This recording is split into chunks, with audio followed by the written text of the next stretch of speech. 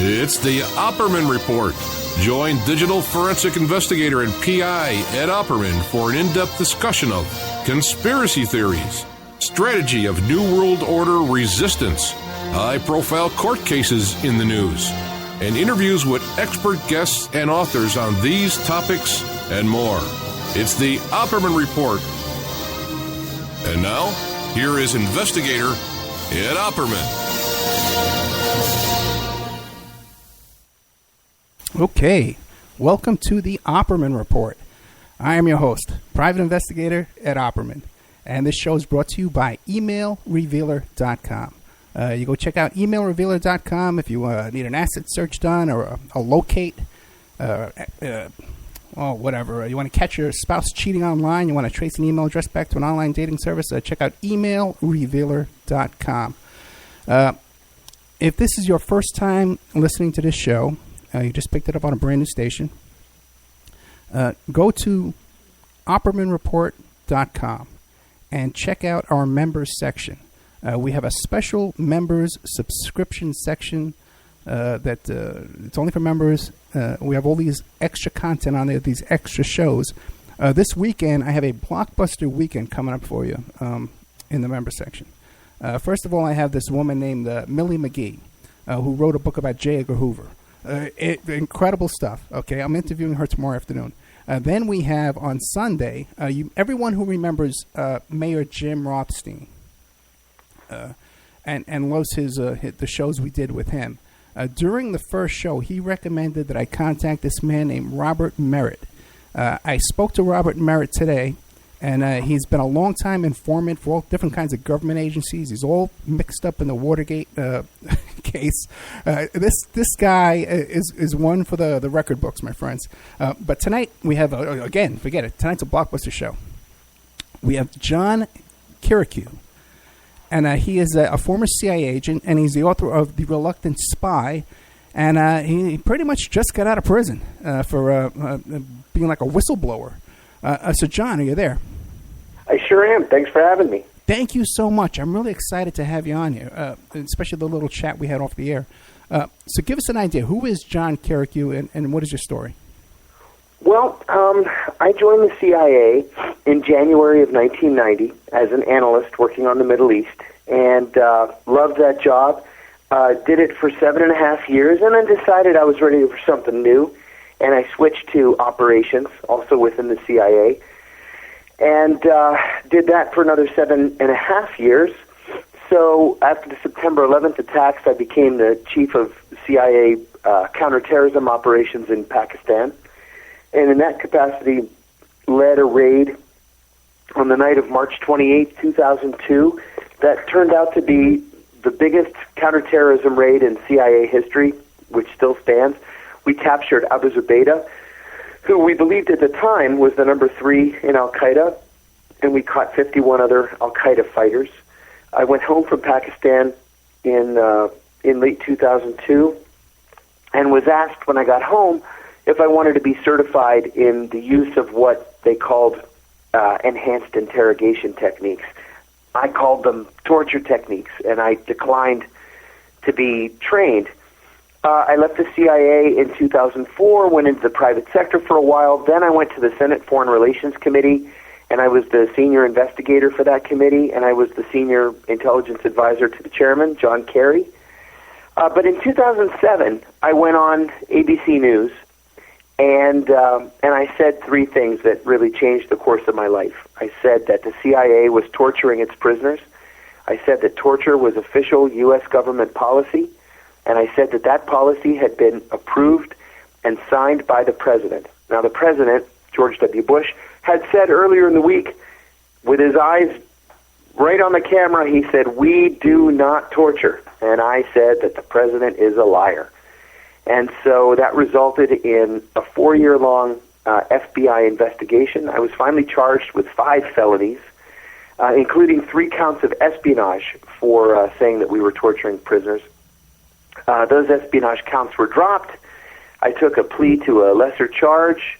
I did 23 months in a federal prison, not in a country club prison, but in a real, honest-to-God prison, and got out this February. How old are you now? I'm 51, just turned 51. Wow, 51. Okay, that's not easy time going into 30 months in prison, 47 years old. No, not easy time at all. And I'll tell you what, my only exposure to prison had been watching MSNBC at 11 o'clock at night. So I really didn't know what to expect. And I thought I was going to a minimum security work camp. That's what the judge had recommended. That's what the prosecutors had agreed to. In fact, the Bureau of Prisons does whatever it pleases. And so as soon as I arrived, they took me around to the back and put me in the actual prison rather than in the minimum security camp. Yeah, sometimes when I'm watching Rachel Maddow, I feel like I'm in maximum security. I'm sorry. I just can't watch those shows anymore. Okay, so you just got out. Now, how old were you when you went into the CIA? I was young. Let's see. I was 25 when I joined the CIA. And what did you do before that? I was in grad school. I got a bachelor's degree in Middle Eastern Studies, and I was working on a master's degree in legislative affairs when one of my professors, who liked my writing style, asked me to stay after class one day. And to make a long story short, it turned out he was actually undercover as a professor. He was working as what used to be called a CIA spotter, looking for grad students who would fit into the agency's culture. And so he recruited me into the CIA right out of graduate school. There must be a lot of that, because I know I've had a lot of CIA guys on the show, and I believe I've heard that story before, that they were recruited by a professor. Yeah, it actually used to be quite common. It really, until 1992 or 93, with the passage of the Equal Employment Opportunity Act, it was pretty much the only real way to get into the CIA. You had to be noticed. You had to be spotted. I mean, it's like being at the soda fountain at whatever that famous drugstore was in Hollywood, if you wanted to be an actor. So, there used to be senior CIA officers undercover at important universities all around the country, and I just, was lucky enough to have one as my grad school advisor. Now, but you had no plans, even though you were taking these foreign languages, you had no plans to go into the CIA or something like that? No, I was thinking that I would probably end up on Capitol Hill or maybe take the Foreign Service exam. I knew I wanted to work in foreign affairs doing something, but I hadn't really given the CIA any thought until they approached me. Okay, gotcha. Now you said at first you were an analyst or something like that? Yeah, I was for the first half of my career.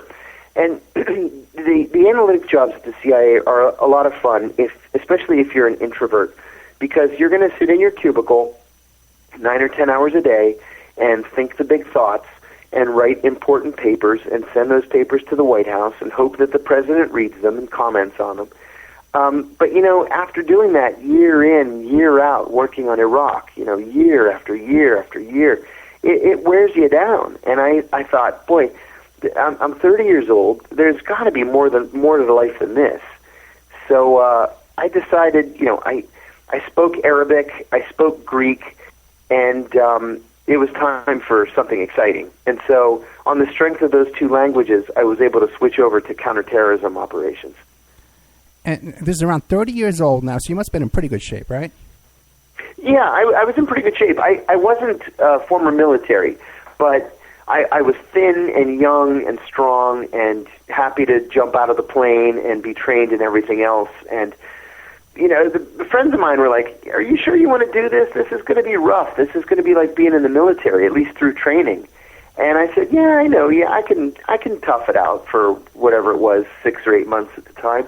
And I ended up doing very well, and I enjoyed it very much. And because the operations you were doing as part of the CIA were actually military combat operations, right? Well, no. Okay. They became military or paramilitary combat operations after September 11th. Before September 11th, it was, much more old school. It was much more sophisticated, where we had something called the asset recruitment cycle. It's every officer has to spot, assess, develop, and recruit an agent in order to get promoted, right? You have to recruit spies to steal secrets. And you spot these people, depending on what your target is or what kind of job you're doing, at diplomatic cocktail parties or wherever. I mean, any number of different scenarios.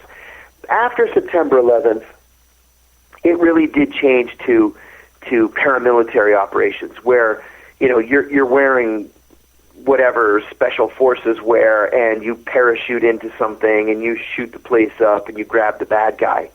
But before September 11th, that's really not what the CIA was.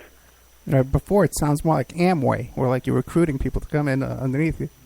But, pretty much it was the same idea. Now, you have to establish a relationship with somebody, with your target. Right. You have to establish a rapport to the point where you become so close to that person, or at least that person thinks that you're close, to the point where he's going to commit espionage for you. He's going to commit treason for you because he likes you. I mean, there's certainly other motivators, money, revenge, ideology, but the real basis of the relationship is friendship. Wow. It's almost like you're a con man or a cult. I've said years in interviews that those of us who were in operations or are in operations right now, you're trained to lie, and you lie every day, and you lie all day, and you live a lie. You just have to know when to turn it off at the end of the day. A lot of guys can't. Yeah. And so, the CIA has a sky-high divorce rate. But you are very well trained as a professional liar. Okay, fascinating. Okay, so now, and you said that you went to Afghanistan and you captured this guy. Who was this guy you captured? In Pakistan, this was Abu Zubaydah. We thought at the time that he was the number 3 in al-Qaeda. Okay. In fact, he had never actually joined al-Qaeda, but his job was to provide al-Qaeda's logistical support, logistical leadership. He created al-Qaeda's 2 training camps in southern Afghanistan. If you needed a false passport or you needed a plane ticket, Abu Zubaydah was the guy. If you needed a safe house or a way to get from point A to point B across the border, you went to Abu Zubaydah. So although he had never formally joined al-Qaeda, he had never pledged fealty to Osama bin Laden, he was al-Qaeda's go-to guy for logistics. Okay, that's interesting. So now, but you hear these stories over here in the United States that they're hanging out in caves and stuff like that. Yeah, not true. Okay, then give us. I don't know how that rumor ever got started that they were living in caves. The whole cave story never made sense to me because, I mean, these guys are just like everybody else. You can rough it for only so long. People used to ask me, where do you think bin Laden is? And I used to say, I think bin Laden is comfortable in a house in a major city somewhere. And I'll tell you why. Because these guys always thought that we thought that they were hiding in the tribal areas because we can't get to the tribal areas except with the use of drones. In fact, we knew that they were all in major cities. And it was this reverse psychology. So when they're in the cities, thinking that we're looking for them in the countryside, they tend to be a little bit more sloppy, especially with their electronic communications, cell phones, email, stuff like that. And then they're easier to catch when they're in the city. I mean, we caught Abu Zubaydah in a major city. We caught Khalid Sheikh Mohammed in a major city. He was the mastermind of the 9/11 attacks. We caught Abdurrahim al-Nashidi in a major city. He was the mastermind of the Cole bombing. We caught Ramzi bin Ashib in a major city. And then, of course, bin Laden was in the Pakistani version of West Point in a major city. Yeah, right. Now, what do you make of that? Because you'd think that these guys would be on our side, right, or on your side, or on the CIA side. I always said that the Pakistani intelligence service, ISI, was really 2 separate organizations. The guys that I was working with were just fantastic. I mean, they were all trained in the UK. They all went through Sandhurst and British police training. And they were really great. They were great counterterrorism partners. But ISI is also the same organization that created the Taliban. When Benazir Bhutto was the prime minister of Pakistan, she created the Taliban. See, Taliban is a word in both Arabic and in Urdu that means students. The singular is talib, and the plural is Taliban, which means students. And these students were studying in madrasas, in private Islamic schools in Pakistan, and they were Afghan nationals. So So the Pakistanis were running trucks across Afghanistan to Iran so that they could sell their goods in Iran. And the trucks were being hijacked as they were crossing Pakistan. So Benazir Bhutto got this group of students together and said, I want you to ride along in the trucks, with weapons, and if anybody tries to hijack the trucks, fight them off. So as these trucks would cross Afghanistan, the Taliban were able to secure individual villages along the route, and that's how they ended up taking over Pakistan.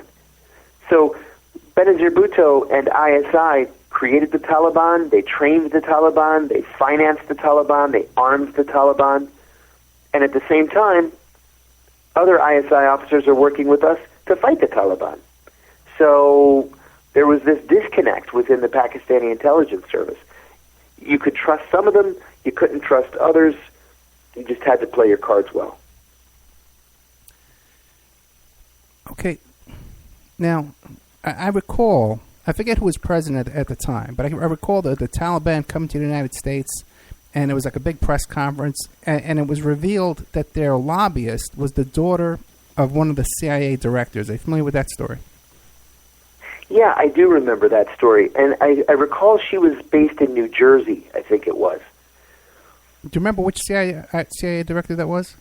Yeah, I don't, but I recall it being sort of a non-controversial issue at the time because, we never had any beef with the Taliban historically.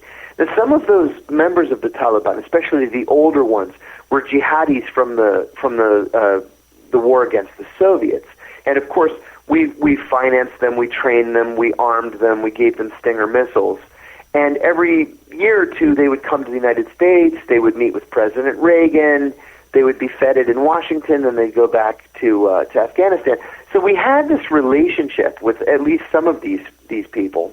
And until bin Laden went to Afghanistan, we sort of saw the Taliban as not our fight. If they were going to trample women's rights, well, we had no national interest there. It was none of our business. It wasn't until they provided safe haven for bin Laden that we decided this was going to be a problem. What do you make of bin Laden?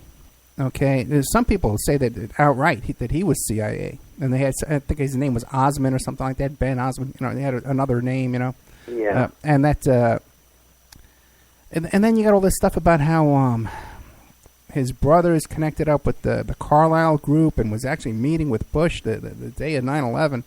Oh, sure, but that's not scandalous. That's not unusual. First of all, bin Laden was never trained by the CIA. He was never a CIA source. He was never armed by the CIA. He didn't actually go to Afghanistan from Saudi Arabia until after the CIA stopped funding and training the Afghan Mujahideen. So that's kind of a common misnomer. A lot of people think that the CIA trained bin Laden or created bin Laden. That's just not true. You're talking about the extended bin Laden family. The bin Laden family is a very honorable family in Saudi Arabia. They're incredibly wealthy, 10-figure kind of wealthy, because the old man, Abdurrahman bin Laden, who originally moved to Saudi Arabia from Yemen, created what became the kingdom's largest construction firm.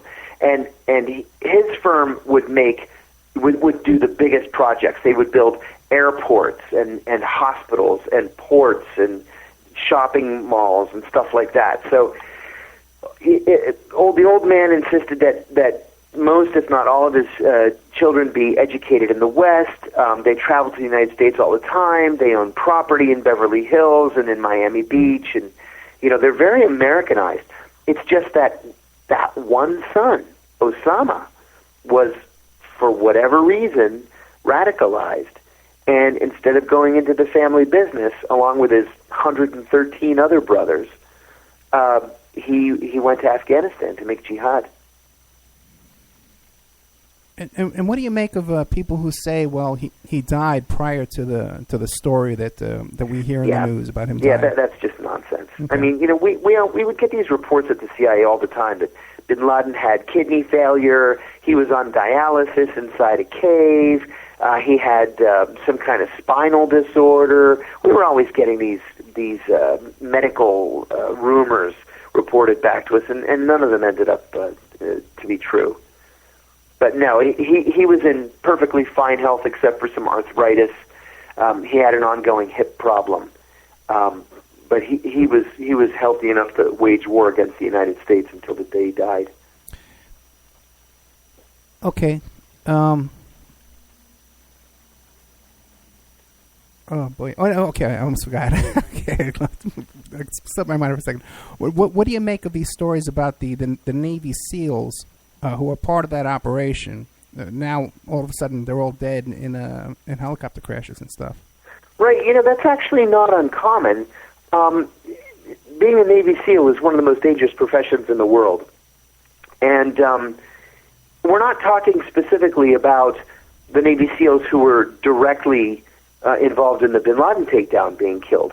We're talking about Navy SEALs from their broader unit. So we're talking about, 100, 120, 150 SEALs. So for a number of SEALs, a high number of SEALs to be killed, whether it's in accidents or in combat, is actually very sadly common. Okay, so you're saying that when we hear these stories about how the Navy SEALs who killed bin Laden, now most of them are dead, you're saying it's not the actual same guys, it's just the guys in the same unit? No, not at all. Okay. It's not the same guys. Interesting.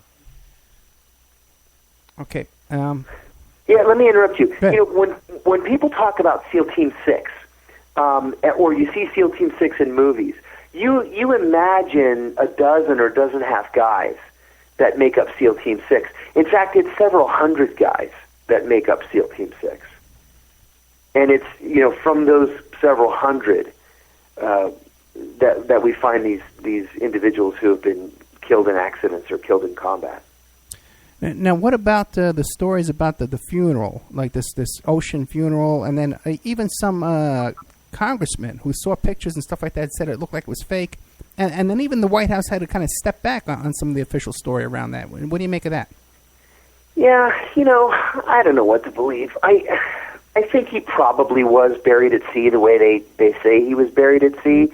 Maybe some of the details are wrong, because God knows the White House's story changes constantly every time this comes up. But I just don't see any conspiracy related to it. I see a bunch of people talking out of school and pretending to know the details of what happened, when in fact they don't really know the details. And I think that's why the story tends to change. But I do think that bin Laden was killed in whatever it was, May of 2011. I think he really was buried at sea. And I'm just not sure that the details are really that important.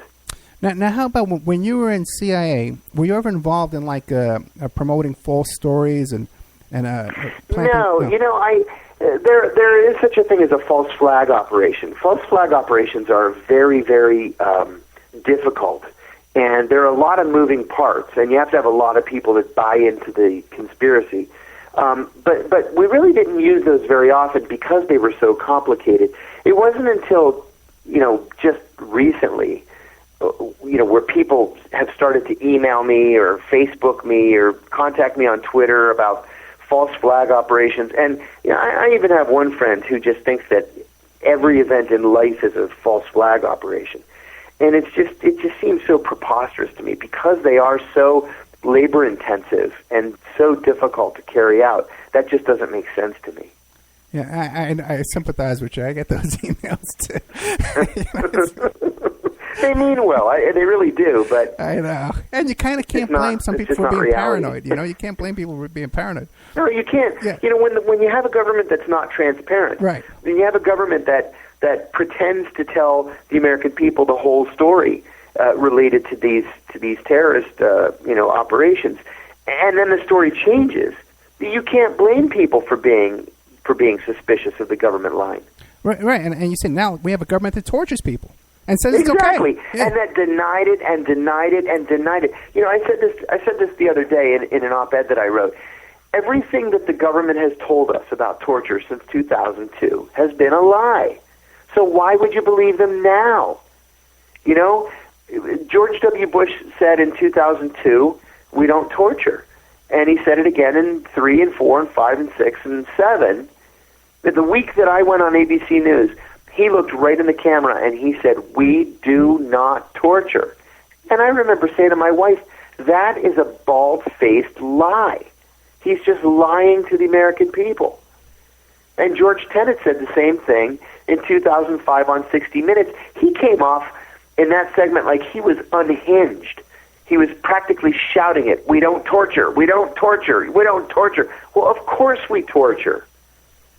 And what makes it worse is not only are there U.S. laws that prohibit torture, but there are international treaties and conventions that the U.S. is a signatory to, and in some cases that the U.S.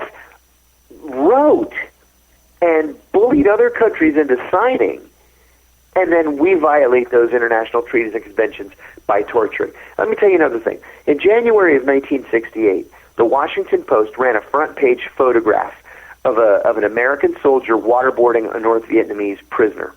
When that photo was published, the Secretary of Defense, Robert McNamara, ordered an investigation. The soldier was arrested, and he was charged with torture, and he was convicted and sent to prison.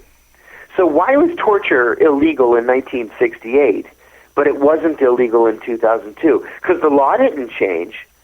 There was no amendment to the law banning torture saying, well, okay, now it's okay. You know, there was no law that said, well, waterboarding's not torture, cold cell's not torture, sleep deprivation's not torture. The law didn't change. But we just had a group of attorneys in the Justice Department who decided that they were going to twist the law to do what they wanted. And that's exactly what happened. Yeah, this is really, you and I are the same age, and this is such a disturbing, that even that we're even talking about this, and that people are excusing it, and it's really shattering. It is. I consider myself to be a patriot, and not just a patriot, but a patriot who spent 20 years serving my country in some of the most awful and dangerous places on earth. And I know that my country is better than this. My country shouldn't be waterboarding people or forcing hummus up their rectums or murdering them in the middle of interrogations, or, to make matters worse, droning American citizens overseas who have not been charged with a crime, who have not had the right to meet their accusers in court. That's not the America that I know and love. I don't know where this came from. Okay, well, then coming from where you are right now today and just having served 30 months, I believe, right? 30 months? Yes. Do you still consider yourself a patriot? Do you still support the Iraq War, the Afghanistan War? Do you still, where are you now? Well, I am a patriot. I never supported the Iraq War, though. I never thought that was a just war, and I even spent a good amount of space in my first book about it. That was a war of choice. That was a war of revenge for the Bush family. But yeah, I always supported the Afghan War. I don't anymore because the whole point of the Afghan War was to defeat al-Qaeda, and we defeated al-Qaeda by the middle of 2003. So the rest of this, since 2003, this has been nation building, which is never a good idea. But yeah, I am still a patriot, and I want my September 10th country back. And what about the overthrow in ruined by George W. Bush and by Barack Obama equally. What about the overthrow in Libya? See, this is another thing. Gaddafi was a very bad guy, but we actually had a very healthy working relationship with Gaddafi, and Gaddafi hated al-Qaeda as much as we did. So flipping sides at the last minute like we did to overthrow Gaddafi was a terrible policy error. I mean, look at the place now. It's literally anarchy. It's chaos. Right. Well, you say it's a policy area, but according to Wesley Clark, he says that's the plan all along, is to cause destabilization, to cause chaos. See, this is the thing. Yeah. And Wes Clark was a 4-star general. He ought to know what he's talking about. So if that's the policy, I think that's an incredibly short-sighted policy, because invariably where there's a power vacuum, we get dragged in. And when we get dragged into something like this, like we did in Lebanon, for example, in the 1980s, we can't get ourselves back out again. Do you think there's a motive to get us back out when these companies like Halliburton are making all this money on laundry and it's unbelievable the kind of money they're making over there. That's a really important point. I never believed that until, I'm going to say, the last 4 or 5 years. And I've come to the conclusion that we need, economically, we need for war to be a permanent thing. Yeah. And already the American people are sort of numb to the idea of war, in part because we have an all-volunteer military. And I think that's why we're not seeing demonstrations in the streets. I mean, already Afghanistan, it's the longest war in American history. It's twice as long, it's more than, well, now it's 3 times as long as World War II was. And, nobody's really upset about this. Yeah, we better take a commercial break. We're here with John Kiriakou. Kiriakou. John Kiriakou. Yep. He's the author of Reluctant Spy. I have it right here. Reluctant Spy, My Secret Life in the CIA's War on Terror. And I have a link to that book, the Amazon link, on the Opperman Report blogspot.com, and it'll be in the Opperman Report bookstore. But John, what's your website? Oh, it's www.johnkiriakou.com. So it's JOHNKIRIAKOU.com. We'll be right back with more of John Kiriakou right after these messages.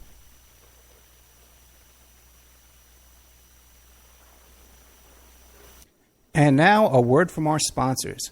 Pacific West Bamboo, your premier source for sustainable building material. They provide construction-grade and craft-grade bamboo material for all your indoor, outdoor, and gardening needs. Contact them for event planning and display building as well. 503-839-8126. Or you go to their new website, pacificwestbamboo.com. Or you can contact them on Facebook at Pacific West Bamboo. That's 503-839-8126. Amanda from Pacific West Bamboo was our first sponsor. She's been so good to us, so please support her in return. I want to make everybody aware of our new members section at www.oppermanreport.com. You can go there and sign up for a monthly, quarterly, or yearly subscription. You can even purchase episodes one by one. You get full access to brand new original content, new guests, new uncensored interviews, my own investigations and reports, and we're going to be adding sections with documents, images, police reports, either provided by myself or by my guests, or for my own investigations, my own reports. So you can go to oppermanreport.com and you can sign up there tonight. You can start listening tonight. Strawman. I want to mention Strawman. Strawman is a band out of Toronto, Canada. They're good friends of the Opperman Report. They're a trio of guys who share the same mindset most of us here do, and they put that energy into their words and music. So check them out at strawmanmusic.com and drop them a line to let them know that you heard them here on the Opperman Report. We'll be doing an interview with Sean Duffy soon. You can get an autographed copy of my book, How to Succeed as a Private Investigator, by visiting my PI website, emailrevealer.com. We also offer a computer and cell phone forensics. We can recover deleted text messages to uncover infidelity. We offer asset searches, locates, email tracing, background reports, and we can even trace your spouse's email address back to internet dating websites to catch them cheating online. You can reach us at 800-572-9762, or you can email me at emailrevealer@aol.com. New World Mexican Women. Everyone loves the New World Mexican Women, and their line of fine, handcrafted, authentic Mexican jewelry of stone mosaic and abalone stone inlay. In their first book, titled New World Mexican Women, available on lulu.com, they teach you how to make this jewelry, and they have a collection of love letters to their men from their hometown that have immigrated to the United States to find work. They have also published a new book entitled Azuquina to the Rodeo. It's about a young girl that falls in love with a rodeo bull rider, and she runs away with him without telling her family. You can find the New World Mexican Women by Googling New World Mexican Women. And you can ask them about their deals on wholesaling, their fine jewelry, and all of the other projects that they have going on. If you'd like to have your business or website advertised here and promoted all over the world on dozens of stations every day, give us a call at 800-572-9762 or email oppermanreport@gmail.com. And now back to our show.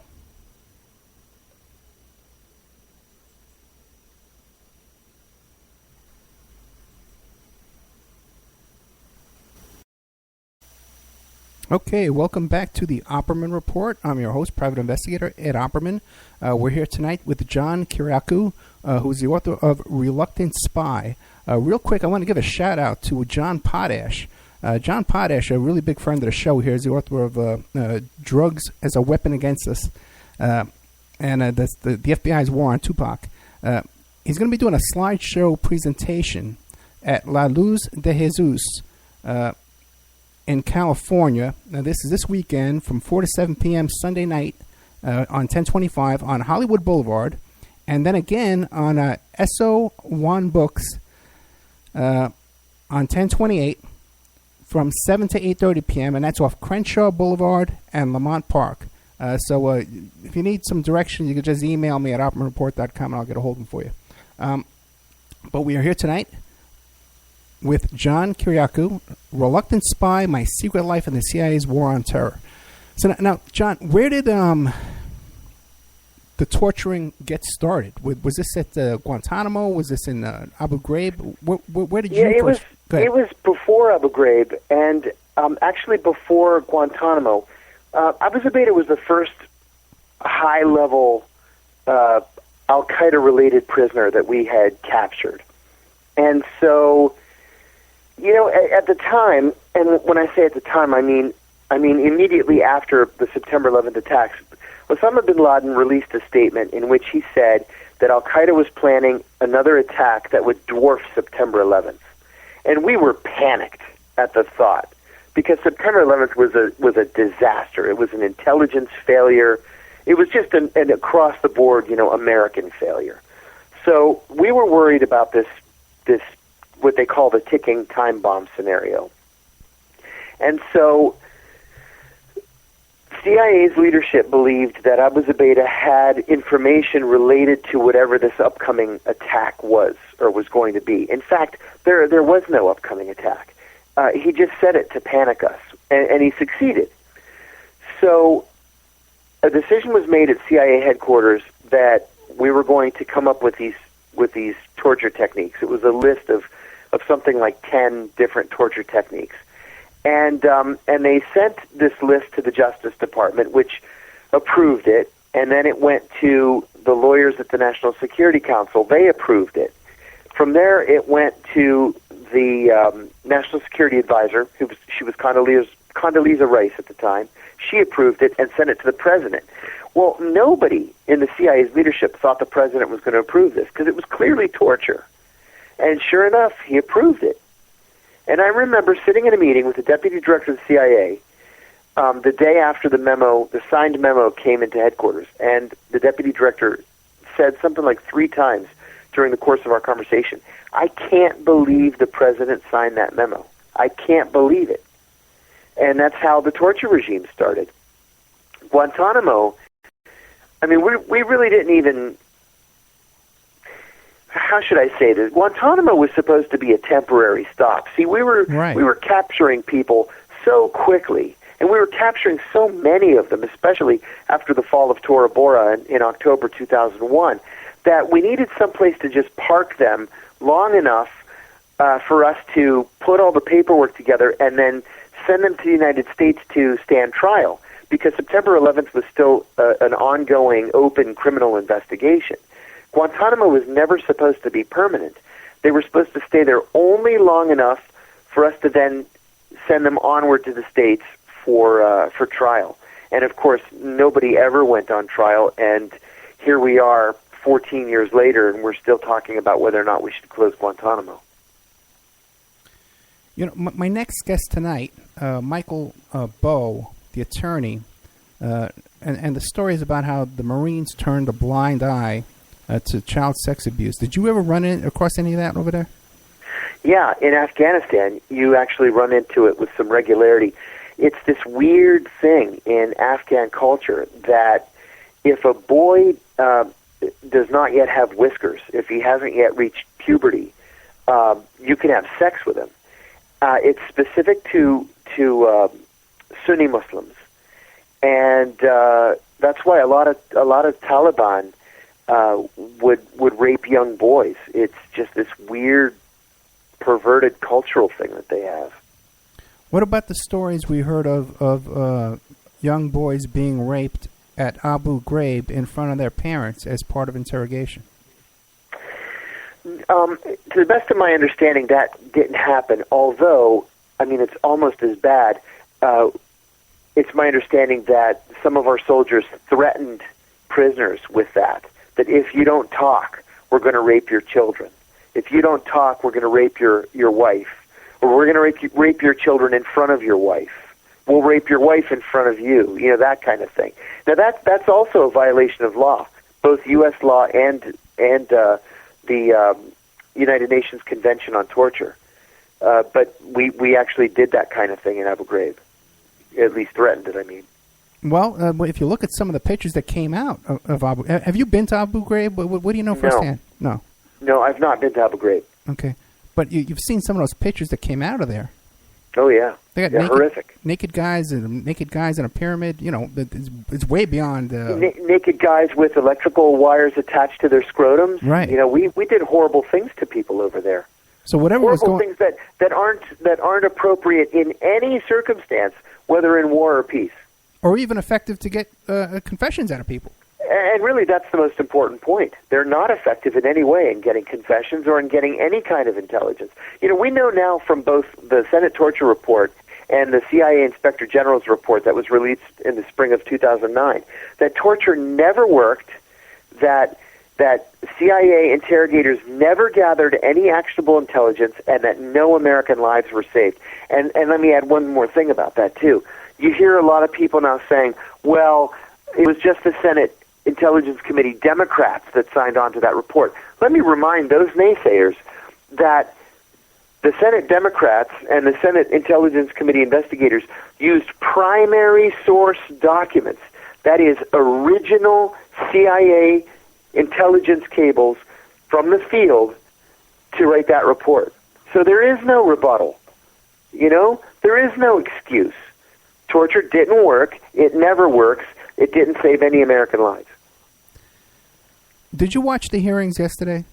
I did. Okay, so did I, the whole thing, all day long. Now what do you make of that? It seems to me that something more was going on down there with the CIA compound across from this, you've heard the rumors, right, about gun running and these kind of things. What do you make of that? Yeah, and I think there's actually some evidence of gun running.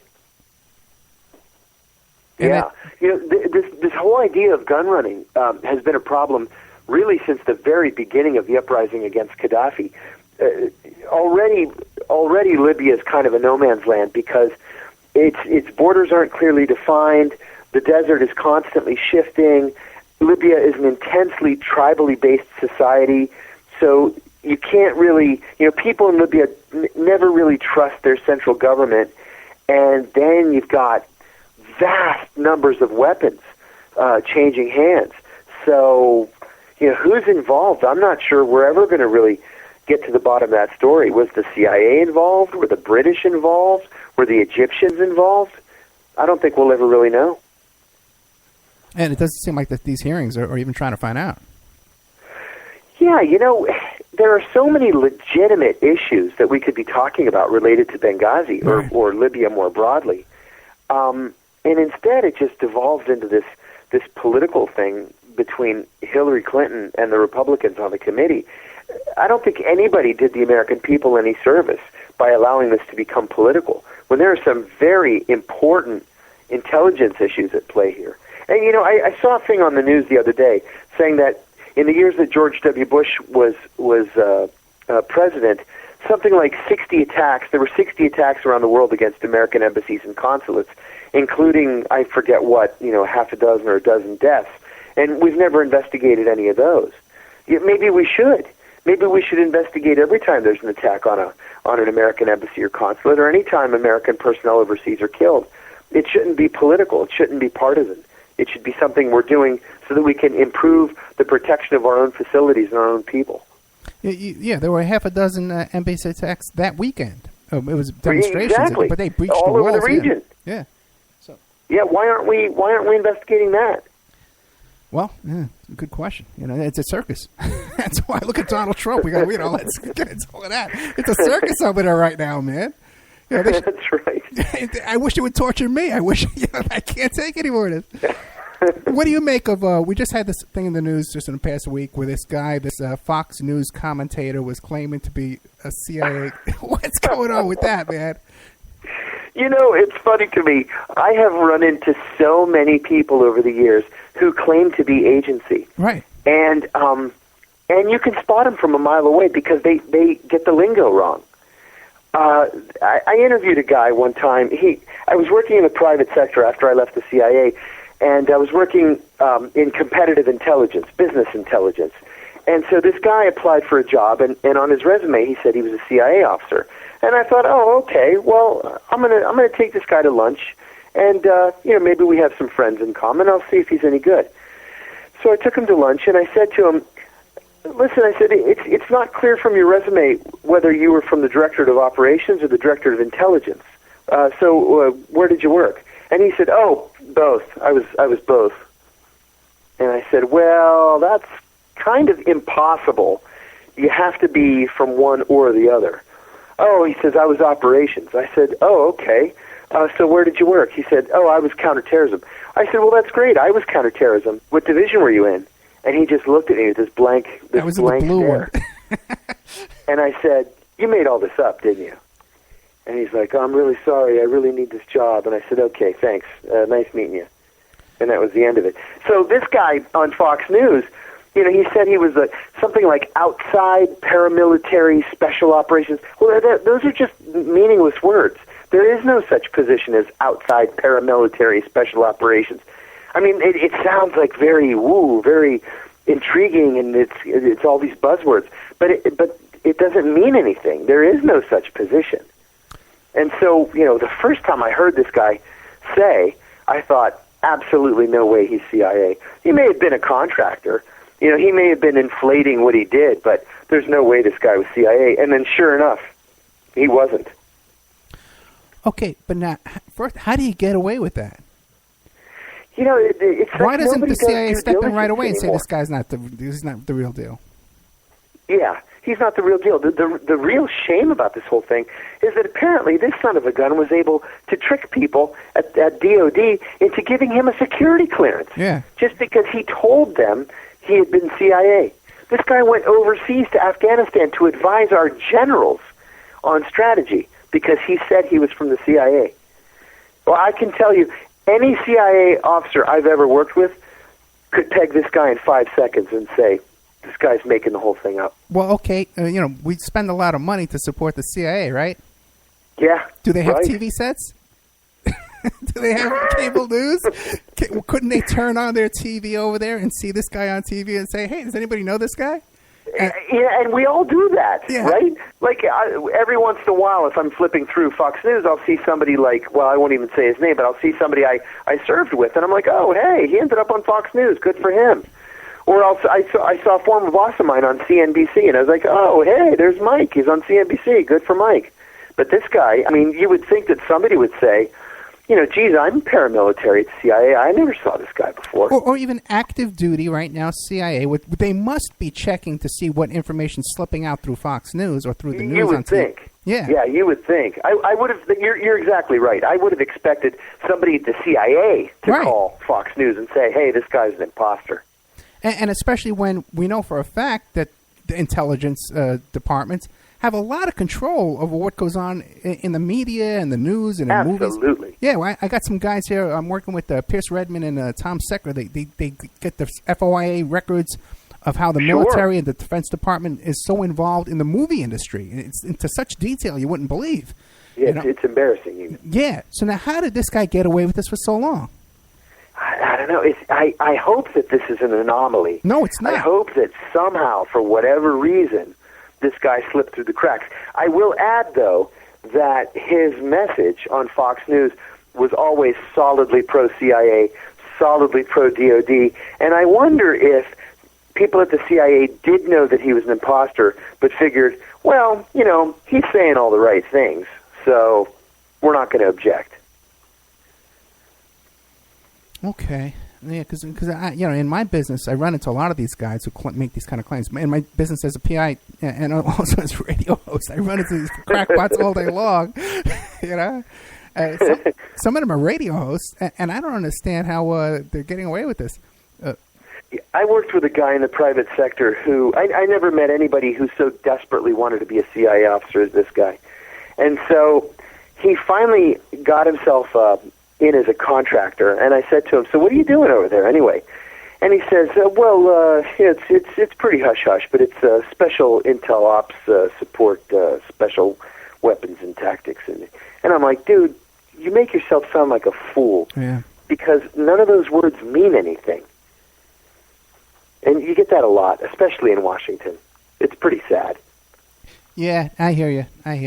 People, they try and talk this lingo, but, you know, it's just boots on the ground, you know. Exactly. All the buzzwords and the catchphrases. Oh, man. You know, listen, we're down to like the last 9 minutes, you know. What do you want to leave us with? Give us some advice here. Well, one thing that I'm really upset about since September 11th, and this is something that I write about a lot and I take very seriously, and it's the loss of our civil liberties, the civil liberties of individual Americans in the name of national security. When I first joined the CIA, we had several rules that were written in stone, and that was that the CIA did not spy on Americans, and that the NSA did not spy on Americans. And if, for example, if the NSA had accidentally stumbled onto an American, who had accidentally intercepted a telephone call, every trace of that interception had to be purged from NSA's records, and then NSA had to inform Congress, oh my God, we've accidentally intercepted the phone call or the email of an American citizen. Well, now, NSA's primary targets are American citizens. NSA just built a new facility in the desert in Utah that has enough storage space to save every phone call, every text message, and every email from every American for the next 500 years. We have the CIA droning American citizens overseas, as I said earlier, who have never been charged with a crime, who have never been able to face their accusers in a court of law. And there just doesn't seem to be any outrage over this. If the government can kill an American citizen overseas, then can the government kill an American citizen, on his ranch in Idaho? We don't know. And the Attorney General of the United States, at least the previous one, Eric Holder, wouldn't even answer that question when asked it by Senator Rand Paul. So I'm just seeing a real devolution in our civil liberties, and I think it's a very dangerous trend. Yeah, and the government, whether or not they're killing people, off the street, they definitely are throwing people in prison off the street. Yeah, they sure are. I mean, you can testify firsthand. And I got to tell you, a good number of my guests on this show have been in prison. And it just seems to be a recurring. I got former guests that are in prison right now, for nonsense. Again, liberty kind of stuff, Yeah. Yeah, good grief. I'll tell you, I was charged under the Espionage Act because I had a conversation with a reporter from the New York Times, and I said that we were torturing prisoners. So that bought me 3 espionage counts. The Espionage Act was written in 1917 to target German saboteurs during the First World War. Between 1917 and 2009, it was used 3 times. But since Barack Obama became president, it's been used 9 times against Americans. Now, none of us have been accused of passing information to a foreign government, to an enemy. These were all for information that went to the press. And for several of us, and I'm thinking about myself and Tom Drake, for example, from NSA, and Jeffrey Sterling from CIA. It was after we had either reported through the chain of command or gone public with evidence of waste, fraud, abuse, illegality, or a threat to public health or safety. That's the definition of whistleblowing. So here we are near the end of Barack Obama's second term, and I can safely say, I think, that Barack Obama is going to go down in history as the enemy of transparency, as the enemy of whistleblowing and of transparent government. And that's exactly what he said he would not do when elected president. Okay, that's a good question. What do you make of Barack Obama? Because a lot of people I've had on this show that have met him, okay, like Cynthia McKinney and Cindy Sheehan and others, including a former State Department guy who's a K Street lobbyist right now, okay? And when I asked them this question, because obviously his paperwork and his background is suspect. He doesn't have the right paperwork. Do you make him to be a CIA creation? I've been very public with my opinion on this, and I'll tell you what I think has happened. You had a very junior senator, a very junior first-term senator, who had no exposure to national security, no experience in national security at all. That's exactly the kind of young, new president the CIA wants, because as soon as that new president sees his first blue border report, or black border report, something that's so many levels above top secret they can't even keep track. As soon as he's brought into his first super secret operation, they have him hooked. And they've essentially recruited him. And I think that is exactly what happened to Barack Obama. He campaigned as an outsider. He campaigned on the idea of clean government and transparency.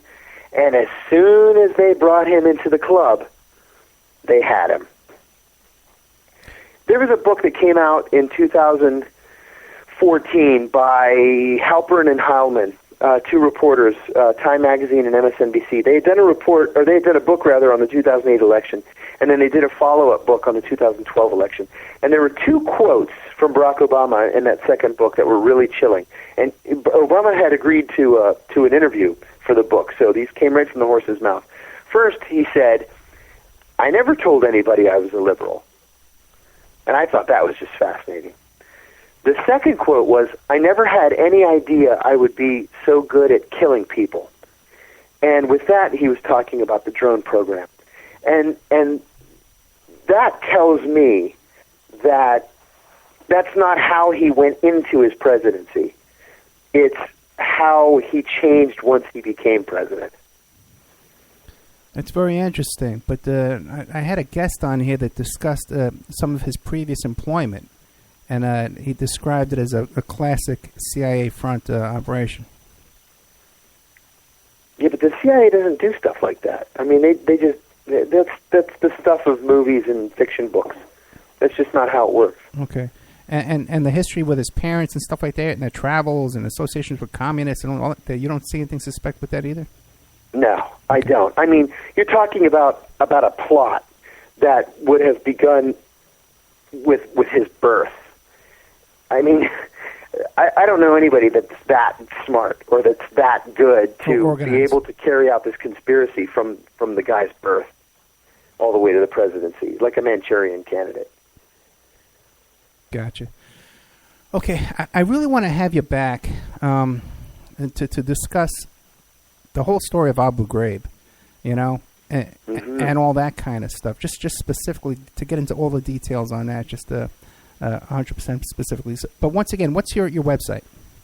Oh, thanks. My website is www.johnkiriakou.com. It's John, John. Kiriakou is KIRIAKOU.com. And we got the book Reluctant Spy, My Secret Life in the CIA's War on Terror. But you got a couple other books you're working on too as well? Yeah, I've got two books completed that are out for bid right now. One is called Letters from Loretto, which is based on a series of blogs that I wrote from prison. And the second one, it's the third one, I guess, it's more fun. It's called Doing Time Like a Spy, How the CIA Taught Me to Survive and Thrive in Prison. Okay, listen, you got to promise me you're going to come back, all right? I'd love to. Thanks for having me. Man, that's good stuff. We got to get into that. But John couldn't stay late tonight. He couldn't give me 2 hours because his kids his wife's out of town, so he's babysitting the kids, and so he didn't know he'd be able to give me that much time. But thank you so much for coming on, my friend. Oh, it's my pleasure. Thanks a lot. Good night. Bye-bye. Okay, John Kiriakou. Great guy. Now we have coming up is Mr. Bowe. We got Michael J. Bowe coming on. He's going to be talking about that case where he's suing the military about those Marines. I believe they were killed because of this whole situation with these Afghanis having sex with little boys over there. We'll be right back after these messages, guys. And now a word from our sponsors. Pacific West Bamboo, your premier source for sustainable building material. They provide construction-grade and craft-grade bamboo material for all your indoor, outdoor, and gardening needs. Contact them for event planning and display building as well. 503-839-8126. Or you go to their new website, pacificwestbamboo.com. Or you can contact them on Facebook at Pacific West Bamboo. That's 503-839-8126. Amanda from Pacific West Bamboo was our first sponsor. She's been so good to us, so please support her in return. I want to make everybody aware of our new members section at www.oppermanreport.com. You can go there and sign up for a monthly, quarterly, or yearly subscription. You can even purchase episodes one by one. You get full access to brand new original content, new guests, new uncensored interviews, my own investigations and reports, and we're going to be adding sections with documents, images, police reports, either provided by myself or by my guests, or for my own investigations, my own reports. So you can go to oppermanreport.com and you can sign up there tonight. You can start listening tonight. Strawman. I want to mention Strawman.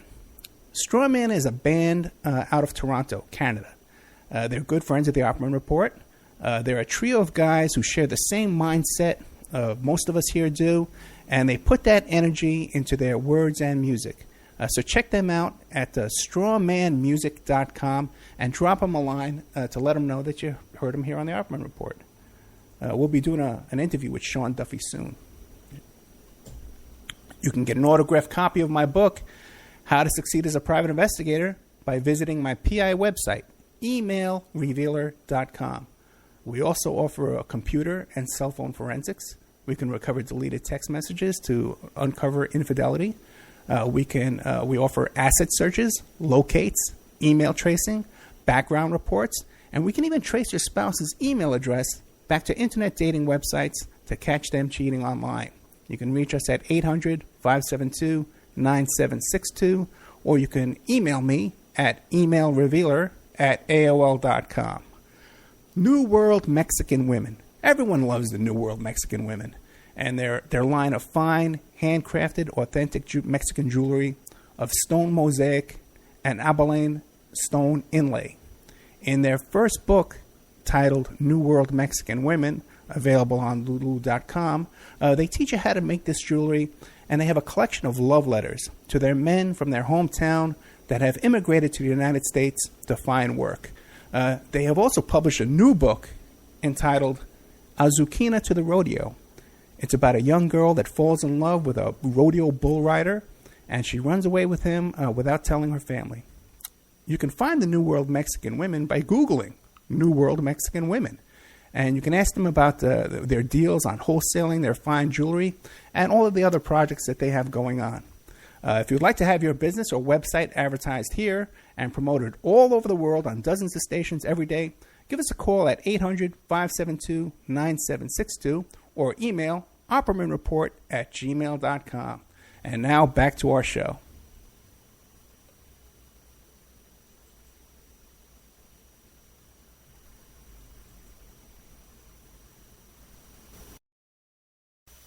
Okay, welcome back to the Opperman Report. I'm your host, Private Investigator Ed Opperman.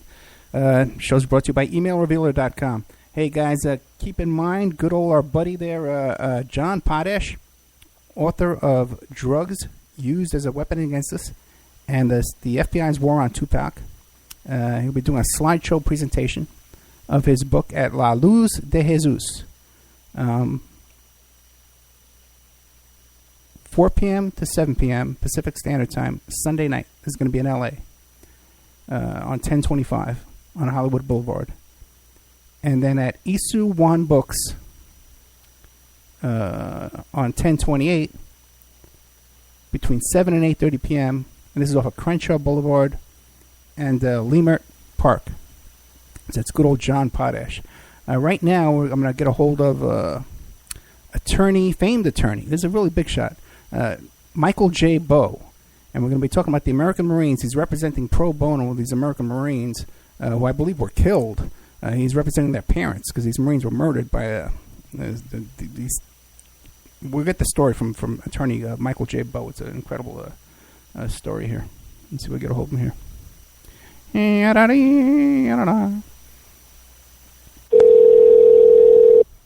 Got a whole bunch of announcements tonight during the after show.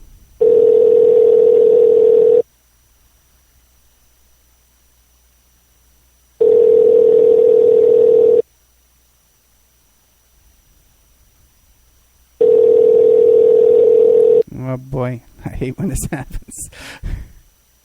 Oh god. Wouldn't be the first time. Your call has been forwarded to an automated voice messaging system. Mike Bowie. Is not available. At the tone, please record your message. When you've finished recording, up or press 1 for more options. To send a fax, press 4 now. To leave a callback number, press 5. Hi, Mr. Bowie. How are you? It's Ed Opperman, host of the Opperman Report. We're live on the air right now, and I'm trying to get a hold of you so we could do this show at 6 p.m., just like we had discussed today. So I'm going to call you back in a couple of seconds, but if not, if you get this message, call me back at 702-605-4894. That's 702-605-4894. As soon as I pick you up, you're going to be live on the air, the Opperman Report. Okay, let's give it one more try. Then I guess I'll just... oh, boy. Try calling him again here. If not, I'll just maybe take some phone calls or something. I was really excited about covering this topic. With Michael J. Bowie, attorney at law, New York City.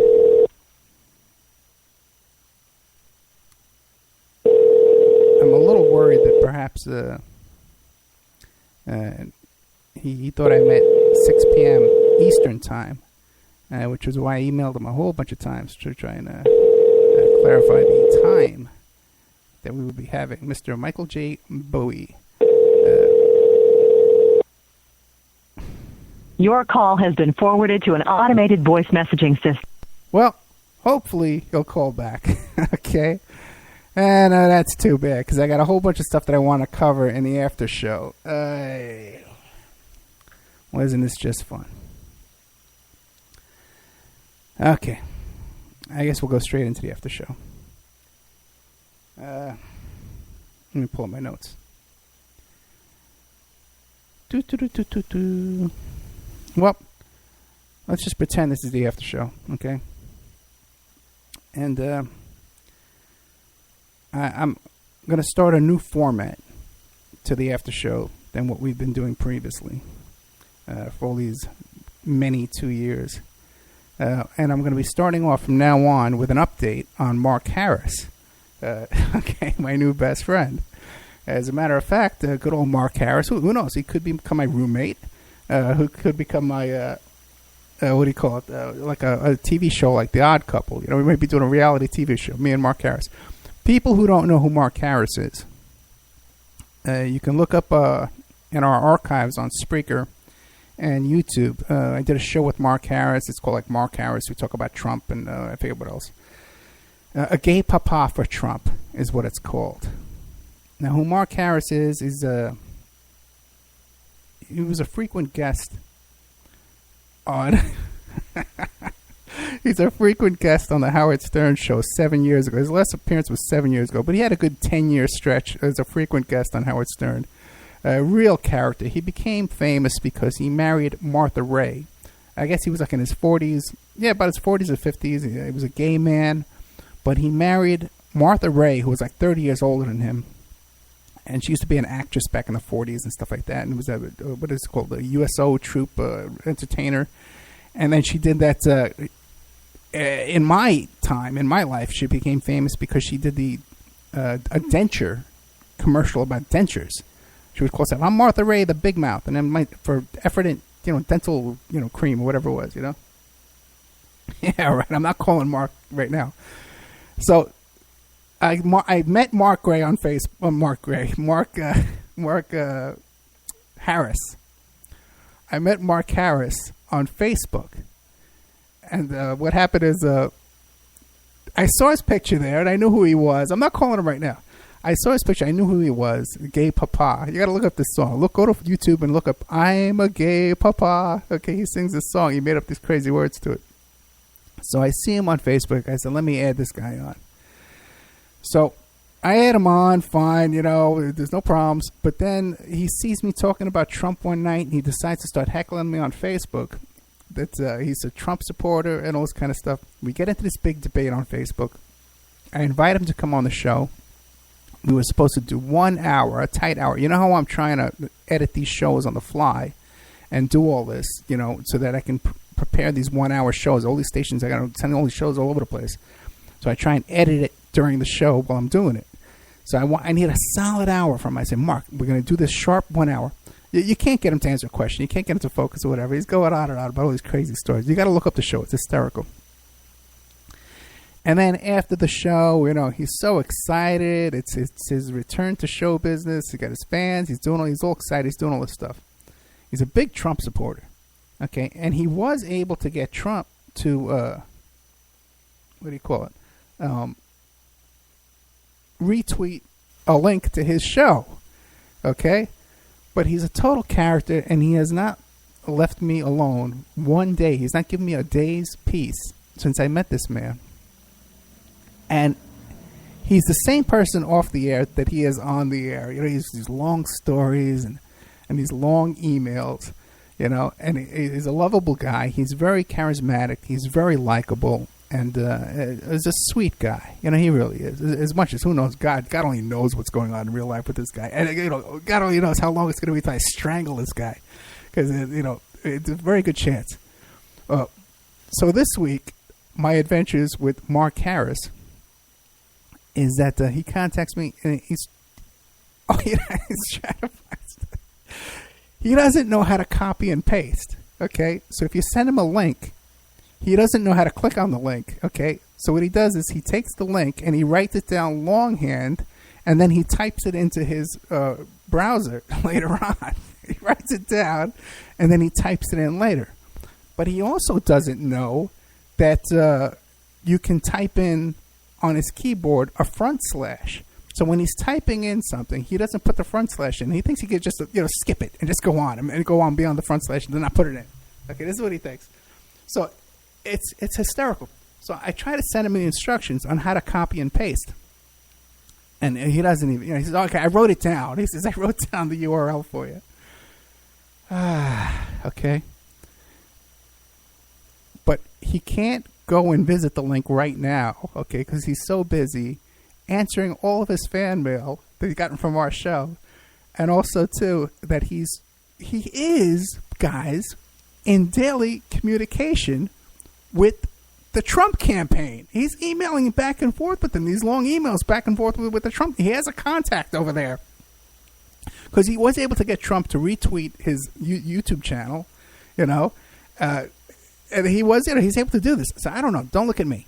Okay, he's somehow able to pull this off. Good old Mark Harris. But I love him. Okay, and that's going to be our new. We're going to have to do a Mark Harris update at the beginning of the after show every week, unless, my God, if if my guests don't show up every week, you know what I mean? We need the guests to show up. I had a feeling we're going to have trouble with Mr. Bowe because it was difficult in booking him and going back and forth with him. There is something very, very serious. I was hoping that we would have an after show and that the title would be about baby Nicholas and that whole story. Okay, because I wanted a nice, tight 1 hour show. The title would be about Let's All Pray for Baby Nicholas, or Let's All Get Together to Help Baby Nicholas. Okay? And now it looks like, by fortune or whatever, that's going to be impossible. Because it looks like I'm going to be talking for 2 hours straight. I'll probably take some... Maybe we won't do it after show, or else I'll just take some calls. This week for me has been a difficult week to be a radio host. Okay, to be a private investigator and a radio host. Because not even this week, the past couple of weeks. Because I've gotten a lot of clients contacting me about really interesting stuff that I'd like to talk to you about on the air. I had this one situation with this woman, and her story, I can't talk about that at all. Okay, but her story, and I'm hoping I can get a release from her for the future, would make an incredible feature film and a book. It has everything in it. Blackmail, criminal charges, police corruption, government corruption, all kinds of adultery and infidelity. All these incredible facets to this story. In this woman, and not just her life, but her husband's life and his bosses and his co-workers, they're all mixed in here with this situation. And this is a situation where a client comes to me because they're in big trouble and they need my help to solve their problem. And I believe that I was very successful in not just helping this woman and her immediate problem, but also problems that around them, this whole bunch that they were dealing with. Okay, and I can't go into any details on it, although it's a fascinating story. And I hope to get a release from them in the future to discuss this, because it's probably one of the most incredible cases I've ever worked on. So there was that. And it's been on my mind a lot. It was on my mind last weekend when we were doing the after show last weekend. I got another job in the past week or so. And this was an asset search. Okay? I got a call from a private investigator in New York. He didn't know about me in the radio show. He didn't know I was from New York, but I had this reputation of doing really good asset searches because a lot of private investigators no longer do them because they had passed some laws. Oh, boy, it was a long time ago. Back in the old days when you wanted to do an asset search, it was really simple. All you did was you'd find out the target that you want to do the asset search on. You get his social security number, his name, his address, information like that. You find all that information first, and then you just call up his bank and say, hey, I'm this guy. You make believe you're the guy, and they say, well, what's the last word of your social security number? Well, it's this. Oh, well, where do you live? Well, I live here. You do all that, and then they send you the information, but then they pass these laws. It was called the Graham-Bly laws, Banking Privacy Act, that made doing that, pretexting they made that illegal. And then the first guy they busted doing it was a friend of mine, Victor from Staten Island, buddy of mine, and they destroyed him. They contacted him. This woman contacted him. She says, hey, I'm about to get married. I'm a little suspicious about my fiance. I think he might have financial problems. Can you help me out? Can you do a background asset search on him? And he did it, and they caught him, and they arrested him. I don't know if they arrested him or sued him. It was like the FTC went after him or something like that. And he had to pay like this huge fine. He had to pay back all the money he ever made at his business. And then they shut him down, and he moved upstate New York, and he was a destroyed man. Just for doing work that people think is normal that private investigators can do. So most investigators have stopped doing asset searches because they're all afraid of that law that you're not allowed to do that. I don't do it that way. You don't have to do it that way. If someone comes to me and they want to order an asset search, I go to my sources. I have 2 or 3 different sources. You need different parts of an asset search to find bank accounts, to find property records and what else things are, corporations, and you order this information up. And sometimes you have accounts with companies. You can just do it automatically online. And you find all this stuff. You order the paperwork to come in, public records and stuff. And you go to these different areas. You find this information. You pull it up. And then you get it. And you put together a report. And you send it back.